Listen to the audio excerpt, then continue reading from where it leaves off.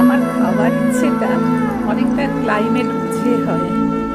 যেমন যদি বৃষ্টির দিন হয়, অনেক দিন বাদে আজকে বৃষ্টি হয়েছে কিন্তু দুপুর 2:30টার সময়, তার জন্য আমাকে করে দিয়েছে লুচি।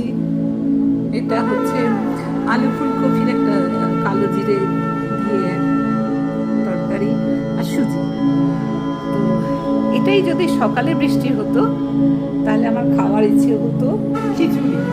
মানে এটা আমার মেয়ে বলে, বৃষ্টি আকাশ দেখলেই আমি খিচুড়ি খেতে চাই। হ্যাঁ, খিচুড়ি হবে, বেগুন ভাজা হবে, একটু পাঁপড় হবে, এটা হলেই আমার ভালো লাগে।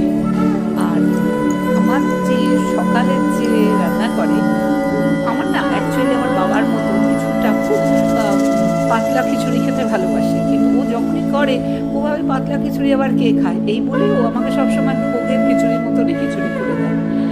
তো যাই হোক, ও আমার জন্য তো প্রচুর করে আর আমার মনের ইচ্ছাটাও বুঝতে পারে, তাই ওই রকমই খাই। ভালো রান্না করে, খুবই ভালো।